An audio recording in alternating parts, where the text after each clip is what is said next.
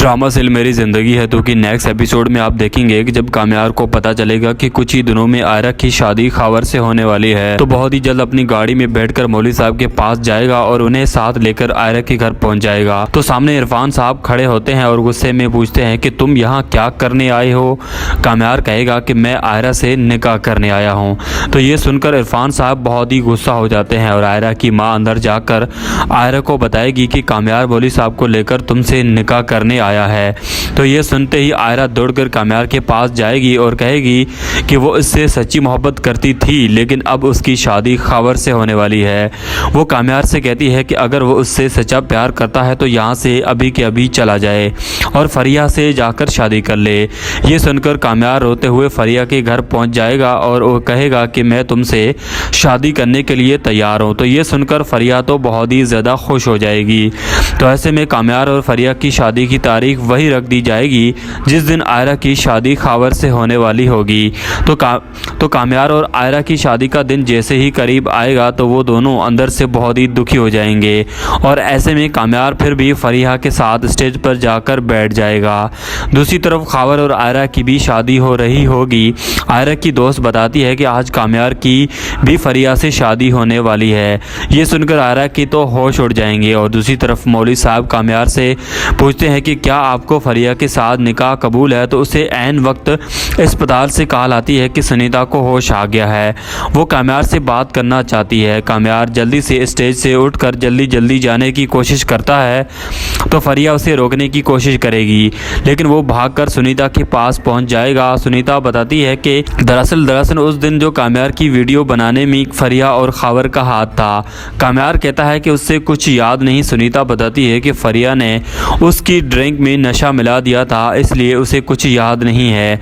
ये सुनते ही काम्यार सुनीता को साथ लेकर आयरा के घर पहुंच जाएगा और वहां पर मौलवी साहब की खावर से पूछते हैं कि क्या उसे आयरा निकाह में कबूल है। खावर कहेगा कि जी हाँ कबूल है।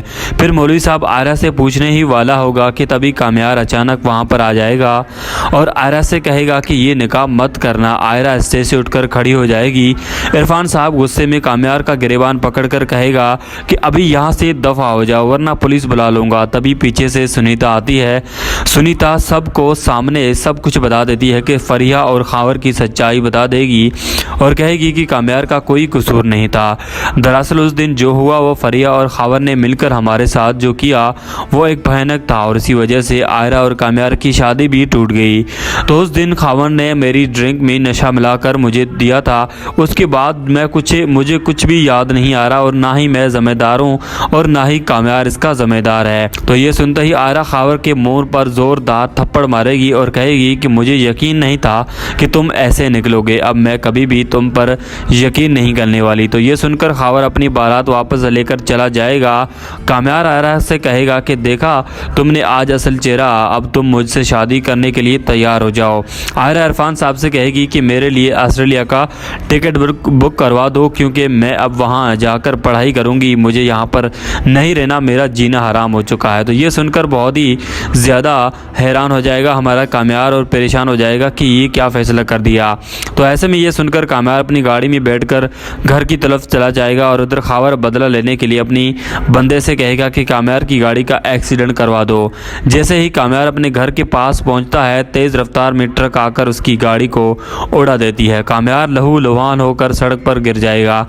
उसे रास्ते से इश्तियाक गुजरा होता है तो देखता है कि खावर ट्रक वाले को पैसे दे रहा है। उसे समझ आ जाएगी कि तो वो खावर का ही क्या है कि खावर ने ही उसका जो है एक्सीडेंट करवाया है। तो वो तुरंत काम्यार को अपनी गाड़ी में डालकर अस्पताल लेकर जाएगा और डॉक्टर से कहेगा कि इलाज शुरू कर दो और घर वाले भी पहुंच जाएंगे जब इश्तियाक का शुक्रिया अदा करेंगे।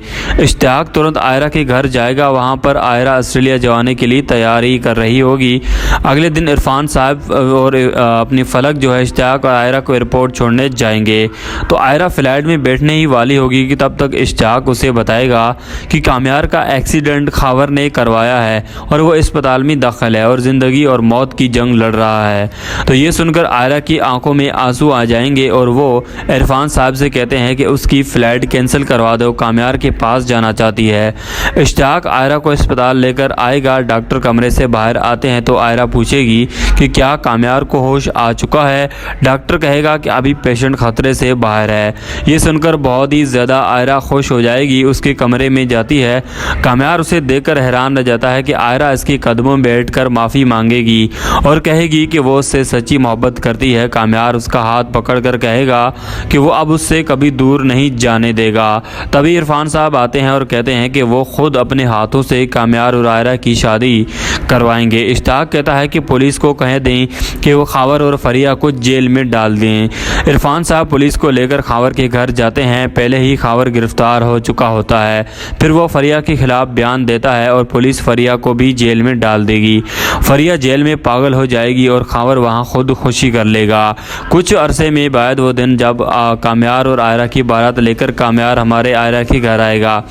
इरफान साहब मौलवी साहब को बुलाते हैं और काम्यार और आयरा की निकाह करवा देते हैं और ऐसे में इस ड्रामे की कहानी को ख़त्म कर दिया जाएगा। मुझे तो ऐसा ही लगता है। आपको क्या लगता है? आपने अपनी राय का इज़हार कमेंट बॉक्स में ज़रूर करना है और मज़ीद ऐसे ही ड्रामा रिव्यूज़ देखने के लिए चैनल को बेल आइकन के साथ सब्सक्राइब ज़रूर कर दीजिएगा ताकि आप जान सकें कि आगे की कहानी में क्या कुछ नया होने जा रहा है।